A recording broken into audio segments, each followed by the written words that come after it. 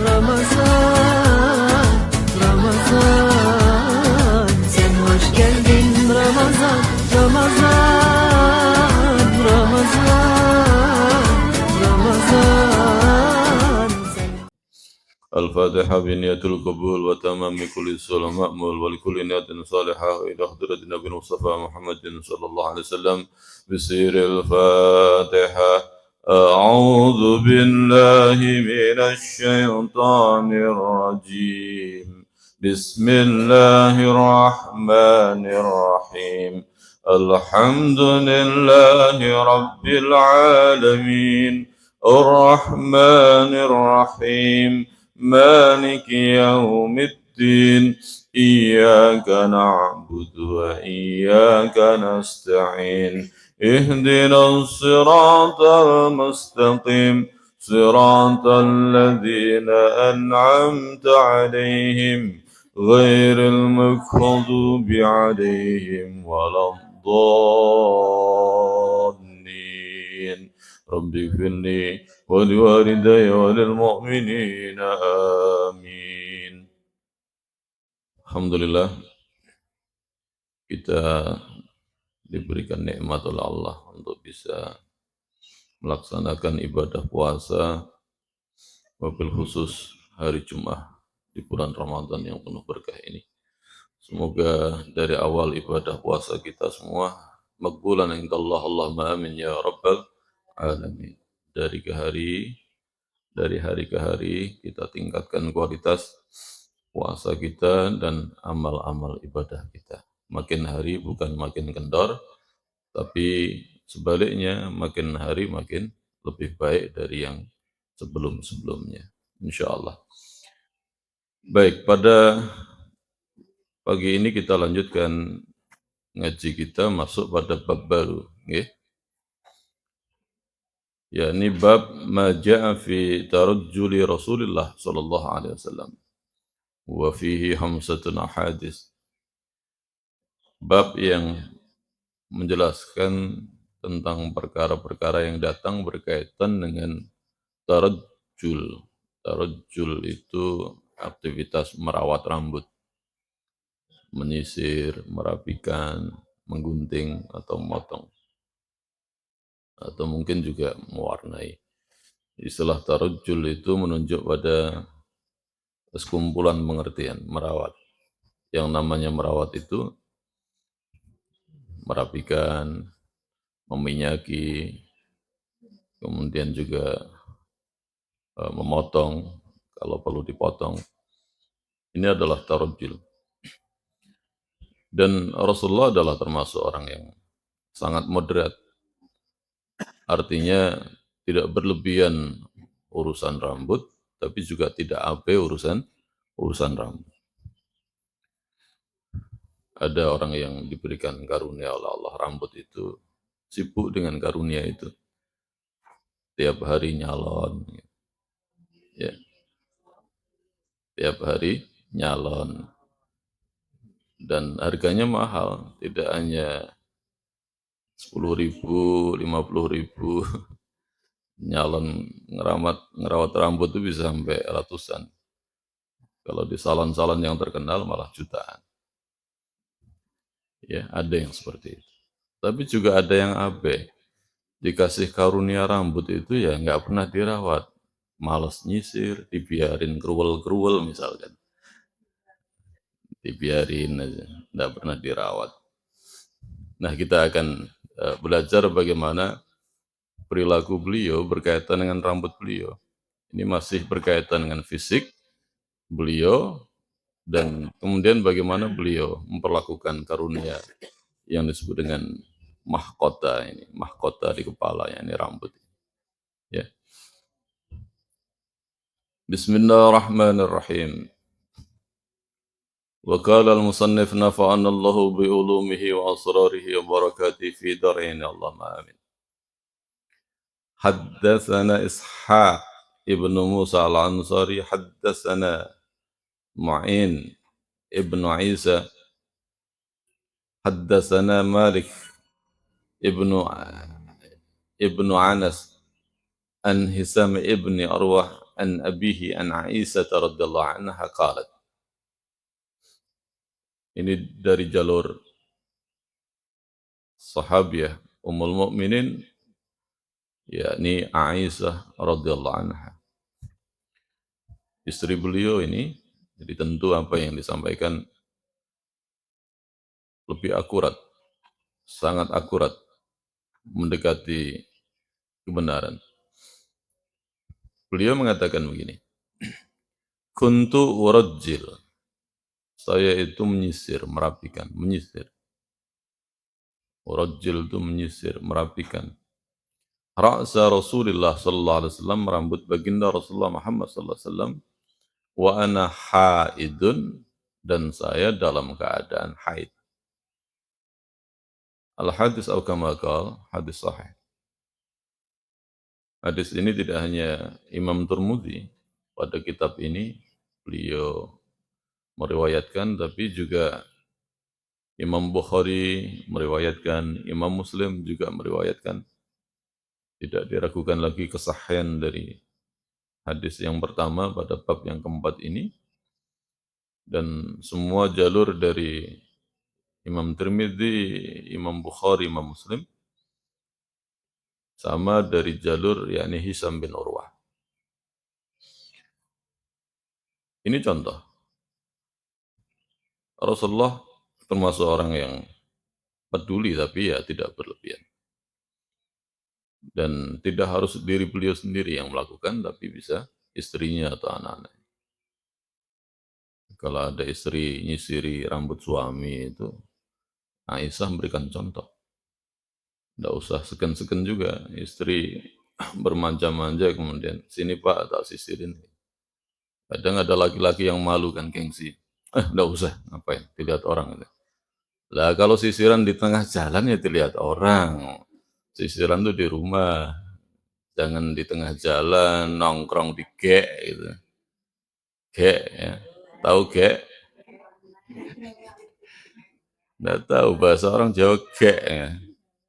Gek itu tempat nongkrong, biasanya ditaruh di perempatan jalan, depan jalan. Itu banyak di golongan tuh ada. Bukan pusat, ada. Itu kan tempat untuk ini, untuk riklah tamasya, semeriwing gitu loh. Kayak itu tamasyanya orang kampung, nongkrong depan rumah. Gitu. Sama metani kepala dan metani kepalanya orang juga. Majelisan itu, majelisan. Dirubah jadi majelis. Jadi kuntu rajil.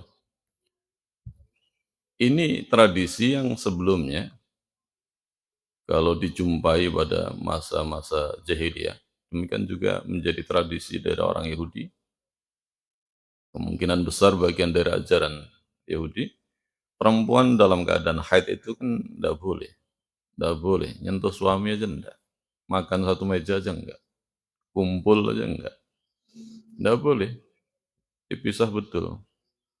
Dalam Islam, Masya Allah, dimuliakan perempuan.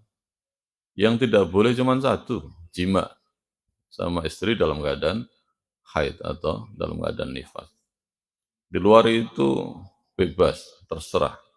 Apalagi kalau kemudian sekedar seorang istri nyisirin suami. Tidak ada larangan. Dalam Quran disebutkan, yas'alunaka anil mahid. Mereka bertanya pada engkau ya Muhammad tentang masalah haid. Qul hiya ada, itu darah kotor. Ada berapa tradisi di pedalaman itu kalau perempuan dalam keadaan haid, nanti dipisah dari rumah induk, ditaruh di satu gubuk di kebun, terpisah dari rumah. Selama dia dalam keadaan haid, dia dikurung di situ. Dan sampai hari ini ada yang berjalan seperti itu. Di bagian Indonesia Timur itu masih ada. Islam tidak seperti itu. Islam memuliakan perempuan, memanusiakan perempuan. Nggak ada masalah. Dan Al-Quran, Masya Allah, membimbing orang untuk paham tentang ilmu kedokteran. Ketika dikatakan yas'alunaka 'anil mahid, mereka bertanya pada engkau ya Muhammad tentang haid, itu disebutkan itu darah kotor. Nah, dokter-dokter sekarang tuh paham. Allah menciptakan kita dengan takdir, khususnya perempuan, ada siklus haid itu terjadi. Kenapa begitu? Sederhananya begini. Ini belajar sedikit tentang ilmu kedokteran. Setiap bulan itu perempuan itu memproduksi telur. Dia punya ovarium. Di rahim itu dia punya tempat untuk produksi telur, kanan kiri. Nah, ketika telur ini kemudian dilepaskan dari tempat cangkang ini, itu arahnya ke dinding rahim. Di situ kalau orang suami istri berkumpul, kalau Allah takdirkan maka sperma suami itu akan sampai di telur yang nempel di dinding rahim. Kalau Allah mengendaki maka terjadi pembuahan, maka hamil. Dan selama hamil itu nempel di dinding rahim itu tumbuh. Tempat nempel itu akhirnya jadi plasenta, yakni apa? Apa iki? Sing none udel iki apa sini? Ari-ari. Jadi ari-ari. Kalau tidak ada pembuahan sperma, kemudian dilepaslah itu telur yang nempel di dinding rahim itu, saat telur itu lepas maka disertai dengan darah yang keluar. Ibaratnya gambarannya ya kutil dilepas dari kulit itu akan berdarah. Allah udah setting seperti itu. Dan masing-masing orang masa haidnya bisa berbeda. Normalnya bisa 7 hari. Dan secara fikih diteliti oleh para ulama, kalau haid lebih dari 15 hari, maka disebut dengan istihadah, darah penyakit. Ada indikasi perempuan itu punya penyakit. Normalnya antara sehari sampai kemudian 15 hari. Ada enggak perempuan yang tidak pernah haid? Ada, tapi ini ya 1-2. Normal Allah menciptakan perempuan seperti itu. Dan ini enggak pilih-pilih, semua manusia. Mau kafir, mau mukmin perempuan seperti itu. Nah, ini Masya Allah, perilaku yang diajarkan oleh Islam berkaitan dengan perempuan dalam keadaan haid itu berbeda dengan perilaku-perilaku jahiliyah. Jangan bisa bayangkan ya, perempuan haid itu makan satu meja aja nggak boleh. Sangat-sangat dihinakan begitu. Kayak ketika dalam keadaan haid itu sangat kotor dan najis. Najis. Darahnya yang keluar itu najis, tapi orangnya tidak najis. Orang jahiliyah menganggap ketika dalam keadaan haid ya badannya juga najis. Nyentuh aja kagak. Wa iyadzubillah min dzalik, datanglah Islam memuliakan perempuan. Kembali bahwa Aisyah radhiyallahu anha memberikan satu contoh, kuntu urajjil. Saya nyisir. Enggak apa-apa. Nah, ada yang nggak pernah nyisir. Bojone gundul, nggak pernah ada rambut. Ya, paling enggak ya meminyaki lah, meminyaki kepala dengan zaitun kah, dengan apa gitu. Dan eh, perilaku-perilaku seperti ini menumbuhkan hubungan emosional antar suami istri makin dekat. Kalau perlu suaminya yang nyisir istrinya, atau sebaliknya istri nyisir suami, nyisir rambut ya. Dan catatannya adalah Rasulullah membiarkan, membolehkan. Seperti yang saya katakan tadi, Rasulullah moderat. Tidak tiap hari urusannya rambut. Apalagi sibuk perang itu, nggak sempat ngurus rambut. Ya. Dan juga kemudian Rasulullah abe sama sekali terhadap rambutnya juga tidak. Karena Rasulullah juga memotong. Memotong rambut, tidak terlalu panjang sampai ke bokong juga kagak. Sampai ke punggung bawah juga kagak. Rata-rata rambut Rasulullah itu sampai di bahu, nyentuh bahu. Itu rambut Rasulullah. Padahal rambut ini kan tumbuh ya. Dan masing-masing orang juga pertumbuhannya berbeda. Ada yang lebih cepat, ada yang lebih lambat. Dan paling cepat rambut tumbuh itu rambut apa? Ada yang tahu? Ada yang tahu? Pada nggak punya rambut apa? Enggak. Jadi menurut penelitian dan saya merasakan paling cepat tumbuh itu di bagian ini. Jadi bagian apa ini namanya? Jenggot, bagian ini loh, bukan jenggotnya ini. Brewok, itu paling cepat tumbuh rambut. Jadi paling cepat tumbuh. Berbeda sama rambut yang ada di kepala. Ini. Yang nggak tumbuh-tumbuh, itu stagnan, jalan di tempat tumbuhnya itu ya alis, hidung, apa ini, bulu mata gitu. Ya nggak bisa dibayangin ya kalau bulu mata tumbuhnya secepat rambut. Sekali lagi, ya Allah, lah kayak ini barongsai gitu, ITP gini-gini. Jadi nggak bisa bayangkan. Ini karunia Allah, Allah udah desain kita ini. Laqad khalaqnal insana fi ahsani taqwim. Dalam bentuk yang sempurna, udah didesain sedemikian rupa. Podo rambutnya tapi dia gak gelem tumbuh seperti halnya tumbuh yang lain. Dia tahu diri. Orang gelem nyusah, no, rambut ini aja nggak nyusahin pemiliknya. Padahal kalau dia mau nyusahin gampang, tumbuh aja, susah dia lihat aja. Lah kalau orang gregetan dicowabutin semua, masalah lagi dia nggak akan bisa ngelihat, kabur. Ini jangan diremehkan. Sekalipun ini cuma sedikit, kadang-kadang tipis. Kalau orang nggak punya itu, kalau nggak percaya coba sama cabutin habis ngaji ini. Yo kabur buyar, pandangan ini rusak. Cabutin nggak percaya. Jadi kalau nggak percaya, cabutin. Ini masya Allah. Ini karunia, alhamdulillah, semua alhamdulillah. Haddasana Yusuf ibnu Isa, haddasana Waqi', haddasana Rabi' bin Sabih, an Yazid ibn Abban, wa huwa Ruqasi, an Anas bin Malik, an Anas ibn Malik radhiyallahu anhu qala.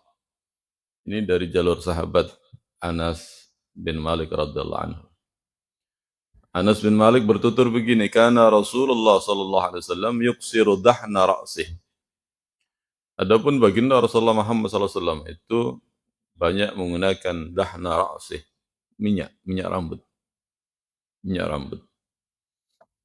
Kalau dulu di zaman dulu pakai minyak jelantah itu kalau nggak punya minyak kletik ya, yang dipakai goreng brambang itu loh.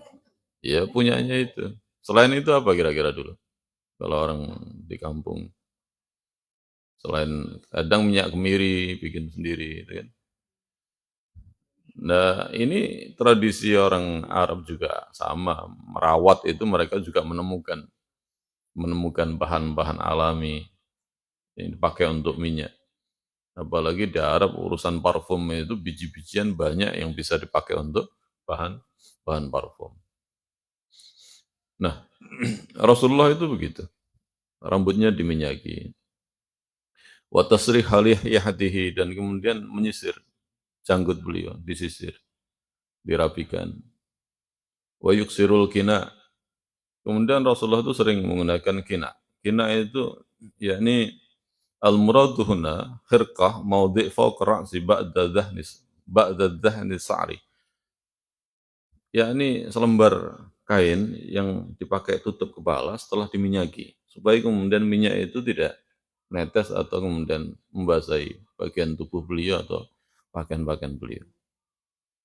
Jadi rambut beliau diminyaki, kemudian ada selembar kain, sobekan kain itu dipakai tutup. Sebelum kemudian juga digunakan serban yang lain. Macam apalah, ada kan orang-orang itu pakai sapu tangan ditalikan gitu. Nah, karena minyaknya memang banyak diolesi minyak seperti itu sampai kemudian dikatakan oleh Anas hatta ka'anna saubahu saubaz zayyatin. Sampai seolah-olah pakaian beliau itu seperti pakaian penjual minyak karena memang banyaknya minyak dan minyak itu jadi bau. Maksudnya aromanya tercium. aroma minyak itu. Dan ini dari kemarin kita sering menemukan riwayat dari jalur Anas bin Malik. Apa sebabnya? Banyak riwayat dari Anas bin Malik. Kalau bicara tentang pribadi baginda Rasulullah Muhammad SAW, karena Anas bin Malik ini adalah salah seorang sahabat yang sangat dekat dengan baginda Rasulullah, 10 tahun sehari-hari hidupnya bersama Rasulullah. Makanya maklum para sahabat atau tabi'in lebih dari 200 orang atau sekitar 200 orang mengambil riwayat dari Anas bin Malik. Ini termasuk 6 sahabat yang paling banyak meriwayatkan hadis. Gambarannya begini, Anas bin Malik ini anaknya Malik, namanya Anas. Anas bin Malik bin Nadar, orang Bani Najjar, daerah Madinah juga, suku Khazraj. Sejak muda, usia 10 tahun itu sudah ikut bersama baginda Rasulullah. Ibundanya namanya Ummu Sulaim. Pernah ingat ada seorang perempuan hebat Ummu Sulaim? Dalam majelis ini pernah saya sampaikan riwayat tentang Ummu Sulaim. Atau nama panggilannya Rumaisyah. Rumaisyah. Atau dengan dialek yang berbeda Gumaisyah. Rumaisyah, Ummu Sulaim. Ini perempuan Madinah yang termasuk masuk Islam pertama di kalangan orang Madinah. Ketika Rasulullah datang ke Madinah, sekitar tahun 622 Masehi, Ummu Sulaim itu menghadiahkan putranya, Anas, untuk menjadi pembantu khadim, ngabdi melayani baginda Rasulullah. Anas ini orang yang lucu, anak kecil 10 tahun dengan rambut poni begitu, kemudian dia punya jambul. Makanya Nabi mengatakan, hei orang yang punya 2 telinga, maksudnya karena telinganya ini terus ada jambulnya di rambut. Itu Anas. 10 tahun diberikan oleh Ummu Sulaim untuk Rasulullah, kemudian Rasulullah dengan senang hati menerimanya, bahkan diangkat menjadi anak beliau. Ceritanya begitu. 10 tahun selama Rasulullah di Madinah, maka 10 tahun itu juga Anas bin Malik mendampingi Rasulullah, melayani khadim tiap hari. Bergaul, tahu persis bagaimana kehidupan Rasulullah dan fisik Rasulullah Muhammad SAW. Rasulullah sayang banget sama Anas bin Malik ini. Sayang banget. Kadang memanggil dengan sebutan, ya Unais. Anas dipanggil, ya Unais. Atau ya Buna, ya wahai anakku. Dan Rasulullah ini Masya Allah, Masya Allah, Masya Allah. Bahkan pernah mendoakan pada Anas, Allah marzukhu malan wa waladan wa barik lahu. Ya Allah berikan rezeki, berikan anak yang banyak, dan kemudian berkahi hidupnya Anas. Dan Anas menceritakan, itu terbukti doa Rasulullah. Hasil hikmat itu, Rasulullah mendoakan itu, Anas bin Malik itu usianya sampai 103 tahun. Meninggal di Basrah, daerah Irak. Anaknya, cucunya hampir 100 orang. Hartanya melimpah, kebunnya banyak sekali. Dan tidak pernah absen, perang juga perang, tapi ya nggak sahid-sahid. Meninggalnya di Basrah. Ini Masya Allah. Nah, nama Anas itu banyak ya. Ada Anas bin Malik, itu 2, sama-sama meninggal di daerah Sam. Satunya Sam, yang Anas bin Malik bin Nadar ini di Basrah. Anas bin Malik Al-Ka'bi, ada Anas bin Malik yakni bin Nadar ini. Yang kita ceritakan adalah Anas bin Malik bin Nadar. Dan dia punya paman yang namanya siapa itu? Paman beliau itu lupa, Anas bin Nadar namanya, paman beliau, saudara dari ayahnya. Lah ayahnya itu kafir. Karena Ummu Sulaim ketika masuk Islam, ayah dari Anas namanya Malik bin Nadar, itu debat dengan istrinya Ummu Sulaim. Diajak masuk Islam nggak mau, kalah argumentasi, minggat dia ke wilayah Sam. Nggak balik-balik sampai meninggal. Dan akhirnya kemudian Ummu Sulaim dilamar oleh seorang saudagar kaya di Madinah, tapi masih kafir, namanya Abu Thalhah. Ketika dilamar nggak mau dia, dengan syarat mau, Abu Thalhah kaya, ganteng, bagus orangnya, tapi Ummu Sulaim ini semangat dakwahnya luar biasa. Jadi saya mau terima menjadi suami, maharnya adalah Anda masuk Islam. Maka dalam sejarah pertama kali perempuan muslimah yang dia nikah mensyaratkan atau minta maharnya adalah Islam adalah Ummu Sulaim. Tidak ada yang lain, bukan harta. Boleh nggak? Boleh. Abu Thalhah itu kaya tapi nggak diterima. Yang dimau adalah maharnya engkau masuk Islam. Akhirnya betul Abu Thalhah masuk Islam baru kemudian menikahi Ummu Sulaim, ibundanya Anas bin Malik ini. Dan semangat dakwahnya itu luar biasa dan kemampuan komunikasinya bagus, bagus. Contoh misalkan begini,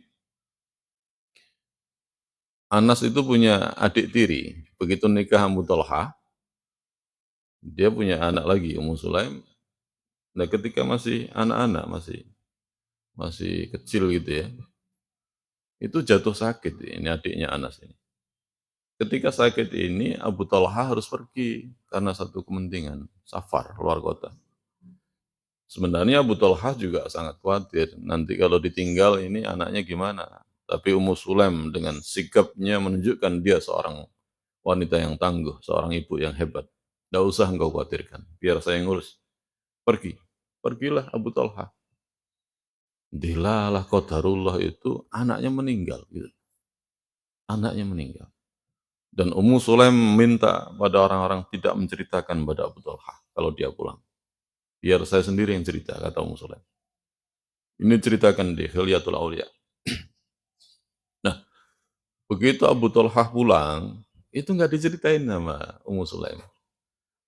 Disiapkan makanan, dia berhias, dia pokoknya melayani betul Abu Thalhah. Selesai makan, diajak istirahat dulu. Malam di peraduan. Selesai semua hajatnya, baru Ummu Sulaim itu cerita. Cerita pada Abu Thalhah. Duhai kakanda, apa pendapatmu kalau misalkan ada tetangga menitipkan barang, kemudian diambil balik barang titipan itu? Tentu, jawabannya tentu harus dikasihkan. Karena itu hanya titipan. Harus dikembalikan, tidak boleh kita tahan. Itu bukan milik kita.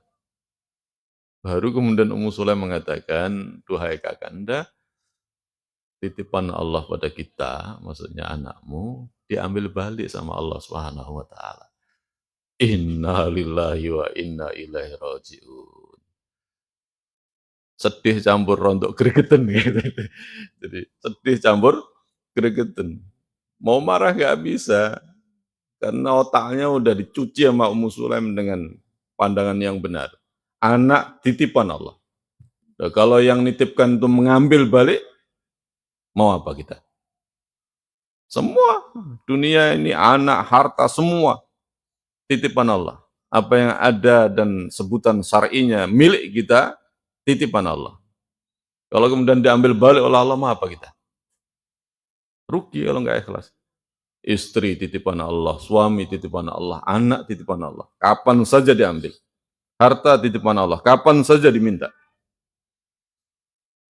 Nah, Ummu Sulaim menyampaikan seperti itu, begitu kemudian Abu Thalhah dengar ya nggak bisa apa-apa. Inna lillahi wa inna ilaihi raji'un. Akhirnya kemudian besoknya dia matur ngadu pada Rasulullah, dan Rasulullah kemudian mendoakan Allahumma barik fi lailatikuma.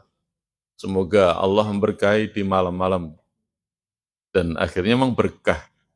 Hubungan suami istri Ummu Sulaim dengan Abu Thalhah ini akhirnya melahirkan anak namanya Abdullah bin Abu Thalhah. Hamil lagi itu, tidak jarak lama, hamil lagi. Didoakan oleh baginda Rasulullah Muhammad SAW.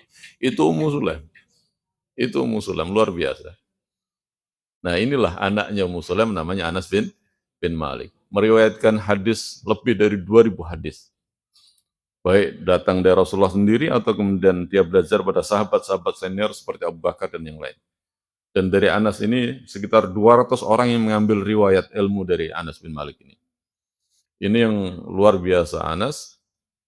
Makanya kemudian kenapa saya sampaikan sosok Anas bin Malik ini adalah orang yang sangat dekat dengan baginda Rasulullah, ya karena hidupnya bersama Rasulullah. Ketika Rasulullah wafat usianya 20 tahun, karena sejak ikut Rasulullah usianya 10 tahun.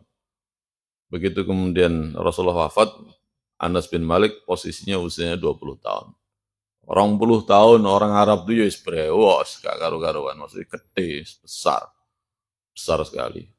Ini Anas bin Malik. Dan dari Anas bin Malik inilah banyak cerita tentang pribadi Rasulullah. Termasuk bagaimana cara salat. Abu Hurairah radhiyallahu anha memberikan komentar, sahabat yang paling mirip perilaku salatnya, cara salatnya, seperti halnya salatnya Rasulullah Muhammad SAW, itu adalah Anas bin Malik. Dan dalam riwayat itu disebutkan, Anas bin Malik itu kalau sholat juga lama, sampai kakinya itu pecah-pecah. Sampai kakinya itu pecah-pecah. Karena berdiri lama. Gitu. Ini seorang Anas bin Malik. Ini Masya Allah. Jadi ketika mau wafat, dan wafatnya hari Jumat seperti ini. Dia minta pada keluarganya untuk mentalkin, La ilaha illallah Muhammad Rasulullah, La ilaha illallah. Terus mengucapkan itu sampai kemudian wafat. Itu di hari Jumat seperti ini. Usia 103 tahun. Sekitar tahun 93 Hijriah. Umurnya panjang, anak cucunya hampir 100 orang. Dan berkah. Turunan dari seorang ibu yang hebat. Dan sekalipun bapaknya kafir loh ya. Makanya sering saya sampaikan, ndak usah taksio, meremehkan orang karena hanya melihat bapakmu sopo. Sahabat-sahabat mulia ini bapaknya juga kafir. Anas bin Malik ini bapaknya kafir, mati dalam keadaan kafir juga. Tapi Anas bin Malik ini adalah orang yang termasuk dijamin masuk surga. Orang yang dirindukan surga. Yang dicintai oleh Rasulullah Muhammad SAW. Ini sosok tentang Anas bin Malik. Kita lanjutkan. Haddatsana Hannad ibnu Sirri. Haddatsana Abul Akhwas. Anil As'ab ibn Abis Sya'sya. An abihi an Masruq an Aisyah radhiyallahu anhu qala. Dari jalur Aisyah juga, in kana Rasulullah sallallahu alaihi wasallam liyuhibbu at-tayammuna fi tuhurihi idza tatahhara.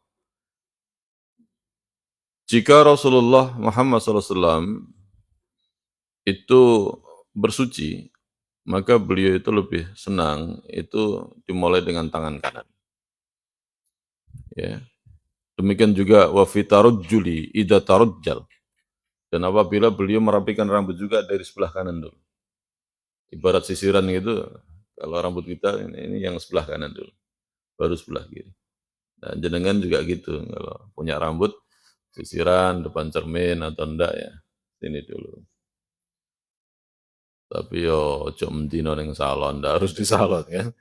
Di rumah aja, sisir sekarang ada murah, 3.000 untuk sisir. Nah, kalau ada orang itu malas sisiran, belum pernah baca ini bagaimana perilaku Rasulullah. Ya, terutama wanita-wanita, jangan sampai malas bersisir ya. Lucu, sisiran kalau mau keluar, di rumah nggak sisiran. Wah iya, bilah min dalik. Medeni wong. Ruwe-ruwe istilahnya. Kalau keluar sisiran, kalau di dalam rumah tidak sisiran. Gitu. Lama-lama jadi gerumbul itu nanti. Rasulullah kalau bersuci tangan kanan dulu, bagian tangan kanan. Kalau kaki pun kemudian kaki kanan dulu yang dibasuh. Dan kalau Rasulullah menyisir juga begitu. Wa fi inti'alihi idza inta'ala. Al-hadis atau kama kalau hadis sahih, kalau beliau mengenakan sandal, itu juga dari kanan dulu. Mengenakan sandal dengan kaki kanan dulu. Dan sebaliknya, Rasulullah pada keadaan-keadaan itu menggunakan kaki dulu yang kiri dan tangan kiri. Contoh, misalkan turun dari masjid, kaki kiri dulu. Naik ke masjid, kaki kanan dulu. Masuk ke WC, kaki kiri dulu. Keluar, kaki kanan. Makan tangan.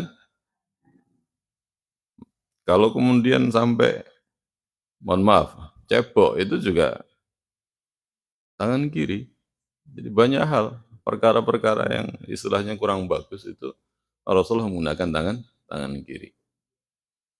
Saya ajari itu kawan-kawan perokok berat itu untuk menjaga etika. Kalau ngerokok jangan pakai tangan kanan. Apalagi perkaranya kita pahami itu makruh misalkan. Tangan kiri. Perkara-perkara sing makruh itu tangan kiri, ojo tangan kanan. Eman. Kalau saya bertamu di rumahnya pejabat misalkan, itu kaki kiri dulu, ndak kaki kanan dulu. Jangan masuk dengan kaki kanan. Jadi ada etika-etikanya yang harus diperhatikan. Nggak main-main. Ya. Di tempat-tempat yang tidak baik, itu kaki kiri. Jangan kaki kanan. Rasulullah menerima hadiah tangan kanan. Memberi dengan tangan kanan. Karena ini tangan yang baik. Ini contoh Rasulullah eh, di sini diceritakan terkait dengan tangan bagian mana yang dipakai untuk nyisir. Rasulullah tidak dengan tangan kiri.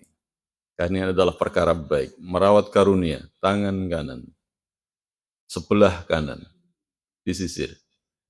Boleh nggak pakai tangan kiri? Boleh. Ada orang kidal, nggak bisa tangan kanan. Ada orang itu pakai tangan kiri makan, nggak pakai tangan kanan. Dalam satu riwayat, Sayyidina Umar itu pernah negur sahabat, makan pakai tangan kiri. Hei, pakai tangan kanan. Cuek aja dia, pakai tangan kiri. Ditegur lagi, sampai akhirnya nggak kuat sahabat itu, terpaksa membuka, ditunjukin. Dibuka itu gamisnya, tunjukin. Ternyata buntung nggak ada tangan kanannya gitu loh. Karena kena sabetan pedang itu, putus waktu jihad itu. Ya enggak apa-apa, kalau seperti itu ya enggak apa-apa. Kalau masih punya tangan kanan, silahkan dimanfaatin. Ittiba, dalam banyak hadis, semua dimulai dari tangan kanan. Perkara-perkara yang baik. Ya, jadi tangan kanan, kaki kanan, turun masjid kaki kiri, ngelepas sandal juga begitu, masukin kaki ke sandal juga begitu. Pakai baju dalam riwayat Rasulullah memberikan contoh yang dimasukin tangan kanan dulu, bukan tangan kiri dulu. Kalau misalkan gamisnya modelnya langsung dimasukin kayak karung gitu, kan tetap nanti ini tangan kanan dulu boleh masuk. Seperti itu. Statusnya sunnah. Tidak dosa kalau tidak seperti itu. Ya, tidak dosa. Kalau disebut sunnah ya tidak wajib. Artinya kalau meninggalkan seperti itu nggak apa-apa, tapi tidak mendapatkan keutamaan, yakni kesunahan sebagaimana yang diajarkan baginda Rasulullah Muhammad SAW. Haddatsana Muhammad ibnu Basar, haddatsana Yahya ibnu Sa'id an Hisam ibni Hasan, anil Hasani al-Bisri, an Abdullah ibni Mughaffal radhiyallahu anhu qala.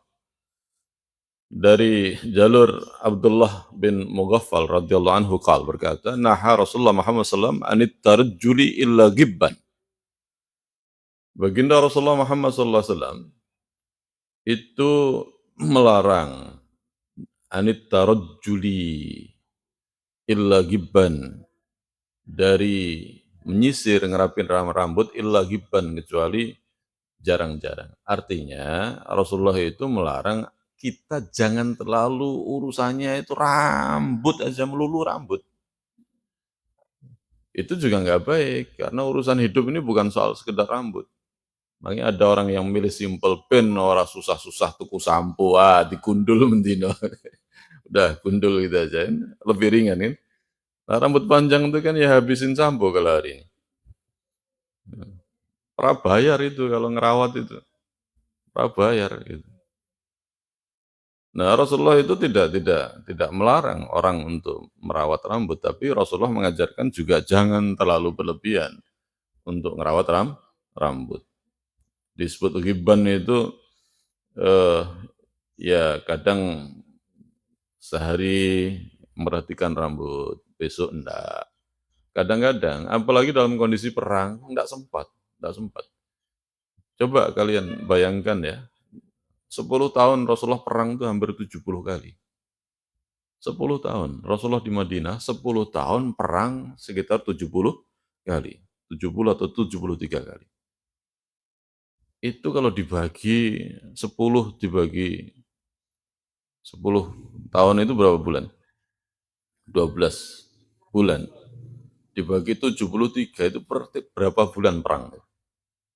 Sibuk, beliau ini orang yang sangat super sibuk. Urusannya konsolidasi pasukan, menata masyarakat, menyiapkan pasukan, terus seperti itu. Dan tidak mudah hidup beliau.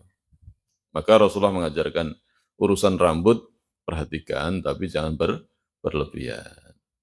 Jangan niru artis-artis itu, seminggu sekali ke salon, mahal. Urusan rambut tuh sampai 3 jam, 4 jam masuk salon.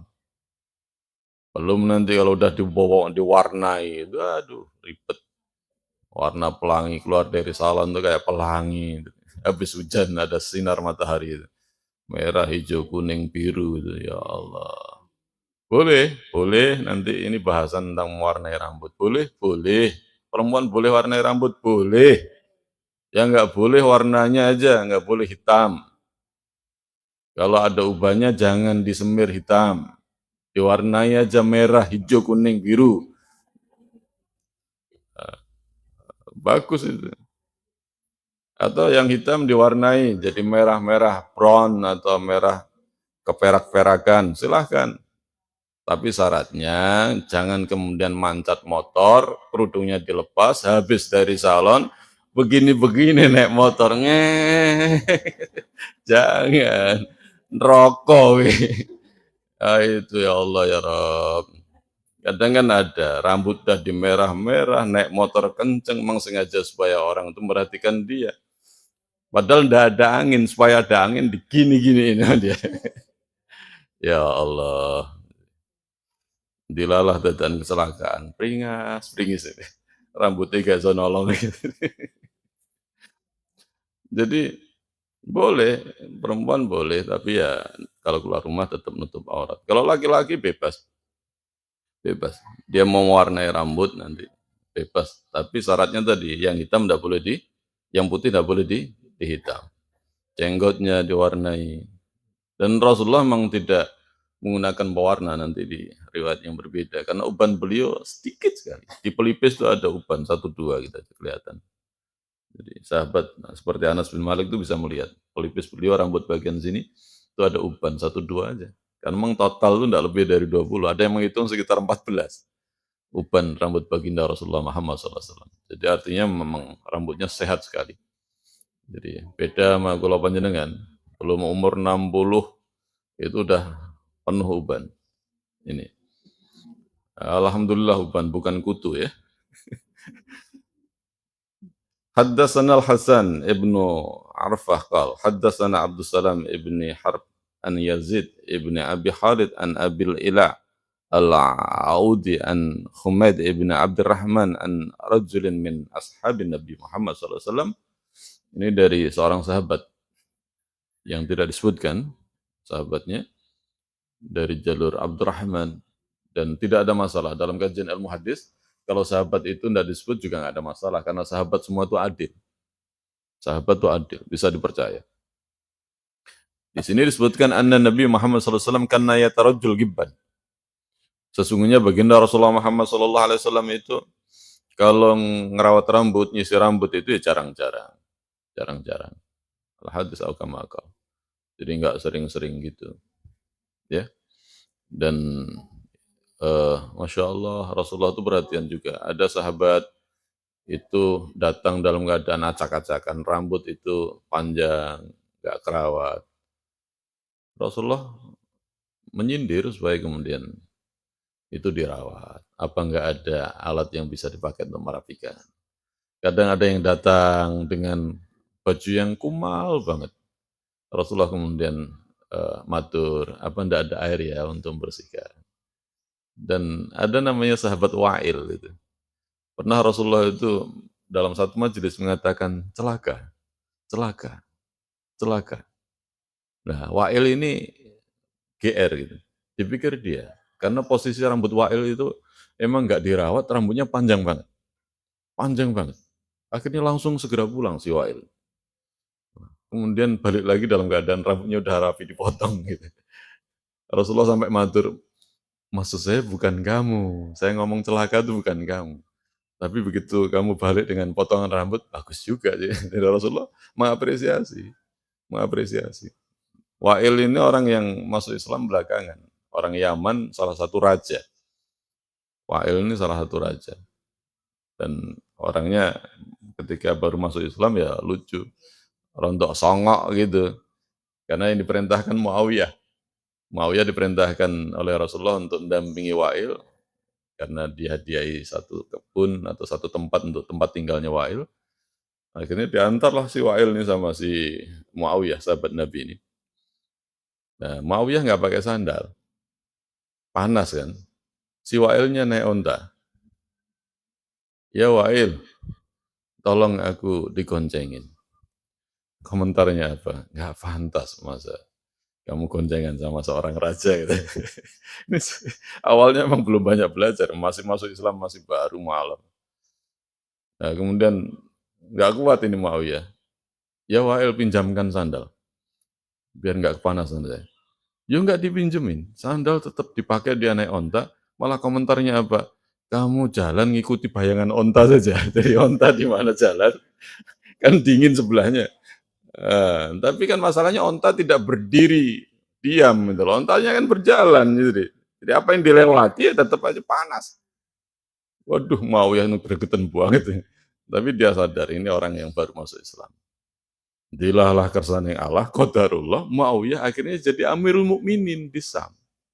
Jadi pemimpin pengganti khalifah, yakni setelah Utsman bin Affan, yakni Abu Bakar, Umar, Utsman, Sayyidina Ali, kemudian Sayyidina Hasan itu cuma 6 bulan, Muawiyah lah yang jadi khalifah, jadi Amirul Mukminin. Datanglah si Wa'il ini menemui Muawiyah. Ingat pertemuan pertama itu. Sama Muawiyah dipersilahkan duduk di singgasana kerajaan. Di singgasananya Muawiyah ini. Ya Allah ya Rabb. Tapi Wa'il udah banyak belajar jadi orang yang wara, nggak mau dia. Nggak mau. Nah ini contoh. Wa'il tuh pertama rambutnya panjang gitu. Tapi Rasulullah kemudian mengapresiasi ketika dia motong. Rambut panjang nggak apa-apa. Kalau mau dipotong, potong, pendekkan. Kalau enggak ya biarkan. Tapi kemudian dirawat. Itu Rasulullah mengajarkan seperti itu. Rasulullah itu orang yang Masya Allah suka dengan kerapian, suka dengan kebersihan. Ini bagian dari fitrah yang diajarkan oleh Islam. Apa sing diparing Gusti Allah itu dia rawat. Ini bentuk sebagai rasa syukur pada Allah Subhanahu wa taala. Orang kok timbar, no. Kadang kita lihat itu ini muslim kok aneh. Rambutnya gimbal itu anak-anak yang wa'iyadzubillah min dzalik gitu. Kadang nggak pernah mandi.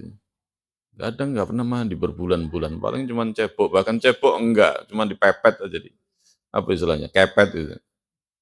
Jadi banyak ini. Jadi kruwil-kruwil gimbal sampai ya Allah, ya. Jadi ya jangan seperti itu. Apa yang Allah beri dirawat. Apa yang menjadi karunia dari Allah itu disyukuri dengan cara dirawat dan banyak bersyukur pada Allah Subhanahu wa taala. Ini tentang tarajjul, yakni merawat rambut, menyisir, memotong. Kalau perlu dipotong. Perempuan memang ada aturan khususnya. Jadi boleh nggak rambutnya perempuan tuh pendek? Ya boleh saja kalau ada alasan. Kalau nggak ada alasan ya paling afdol perempuan rambutnya nggak boleh pendek. Karena ada perempuan rambutnya cepak kayak laki-laki kayak militer gitu. Ada juga yang sampai gundul. Ya boleh kalau kemudian kena penyakit apa gitu digundul. Itu tentu ada udur, tidak ada masalah. Tabiatnya perempuan rambutnya itu bukan pendek. Ya, wallah alam bisawab. Ada yang mau tanyakan silahkan. Sementara di sini insya Allah kita lanjutkan besok. Cukup? Moga-moga barakah.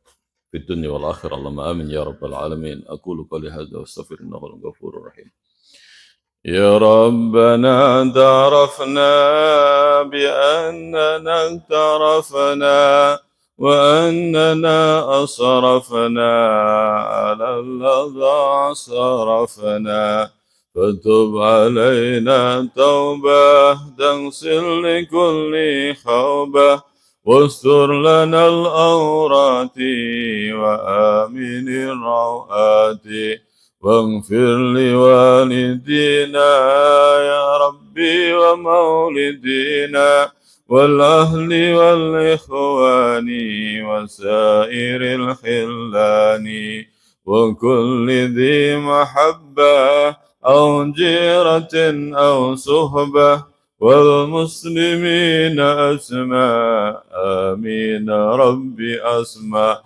فضلا وجودا من نال من اكتساب منا بالمصطفى الرسول نحظى بكل سول صلى وسلم ربي عليه عد الحب والعال والأصحاب عدد طس صحبي والحمد للإله في البدء والتناهي والحمد للإله في البدء والتناهي صف الله العظيم صف الله العظيم صف الله العظيم سبحانك اللهم بحمدك أشهد أن لا إله إلا أنت أستغفرك وأتوب إليك السلام عليكم ورحمة الله وبركاته.